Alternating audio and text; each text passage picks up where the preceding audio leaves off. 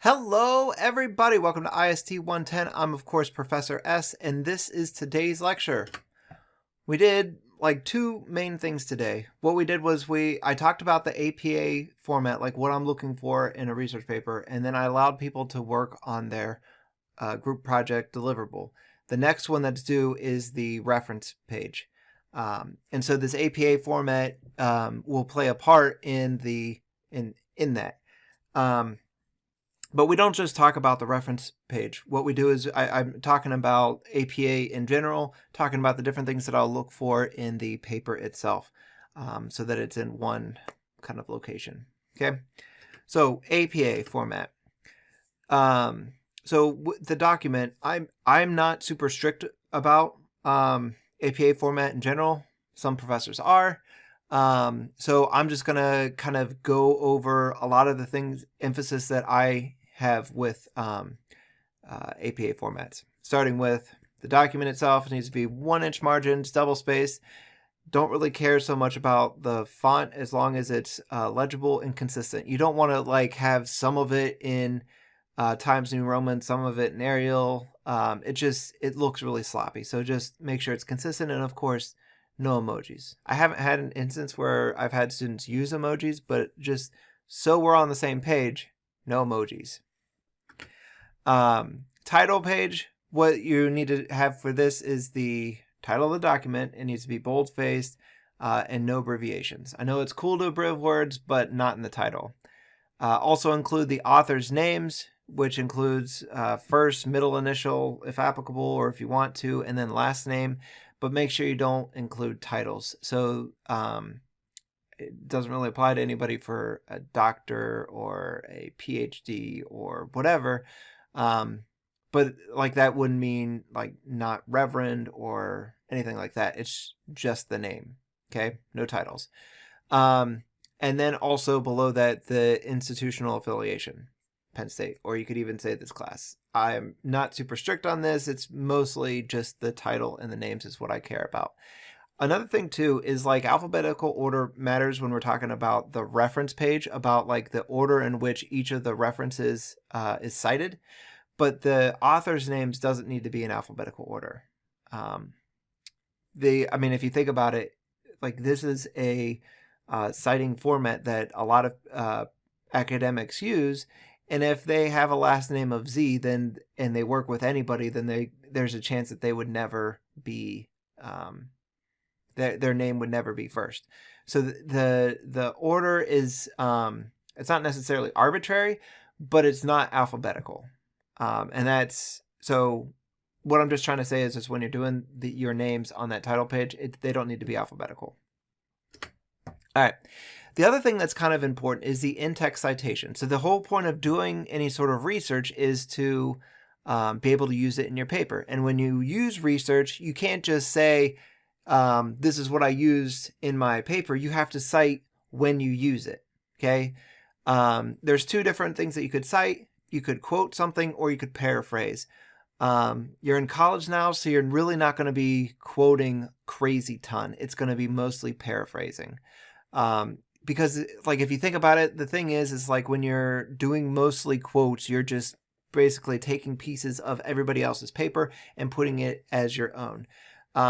When you paraphrase it, you're still using their information, but it's in your words, so it's like kind of more has more of a cohesive, more of your thoughts, and more kind of professional looking, really. So that's not to say that you shouldn't quote at all. It's just you should be erring on the side of paraphrasing.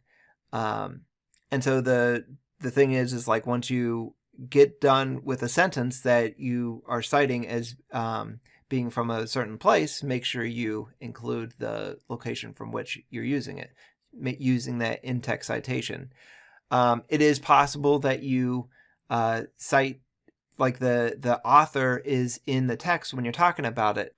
So notice right here, the author is in the text itself. And so right after that, I have parentheses, the date referring to the whatever I'm citing, right? you don't need to also include the name if you just have it in the text already. It's a redundancy thing. But anytime you do use the, it's totally cool to cite people in the document. I mean, you should be citing people in the document, but I'm just saying actively, explicitly saying that you're getting it in the narrative of the document. That's totally cool too, is what I'm trying to say. If you're having two authors, not as common as if you have just one or if you have more than two. But if you have two, then you're in the in-text citation, you're using an ampersand. And with the authors, it's always like just the last name is what you're using. And then with three or more, you use the first author's last name and then et al. Period, and then comma in the year. Okay, and then page number if you know it. If you don't know the page, which oftentimes I would imagine that's not necessarily the case because it's a website, it's okay. But it's important that you have the author's name and the date. If you don't know what the author's name is, then you put the title in quotes. Okay? So that's basic in-text citation for APA format. And it's important that you not only have sources that you use, but you cite when you're using them.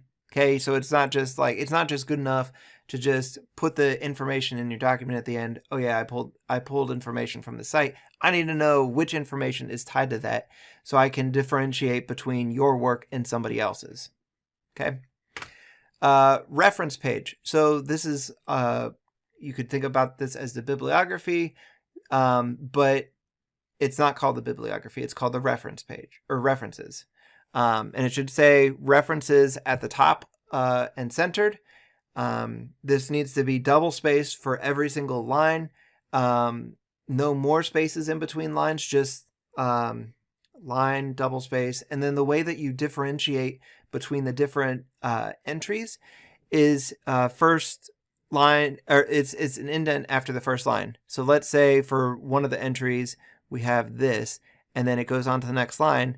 And then notice it gets indented. Say it goes on to a third line, it's also indented. But then when we go to a new entry, it's no longer indented. And if that goes on to the next line, then that gets indented. Okay. The other thing is like this needs to be in alphabetical order. So first letter of each one of these things, that's what we're looking at. The other thing is like with the name of the author, it's their last name and first and middle initial if it's known. Okay, you don't put first names in it, it's just initials. And then also with dates, like sometimes people will put like other things other than the year. Year is the only thing that you need, and it's the only thing you should put in there is the year. And then other than that, everything is pretty self-explanatory. Now, if like you're not sure like completely the order, like where do you put the publisher, where do you put the title, should you italicize the publisher, that sort of thing, there is help for it.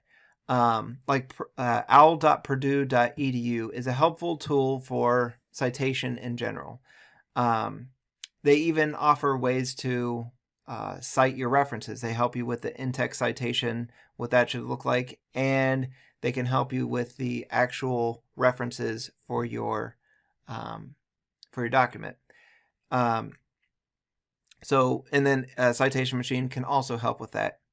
Totally cool if you use those to do it. I really don't have a problem with it. When I was an undergrad student, I did that all the time too.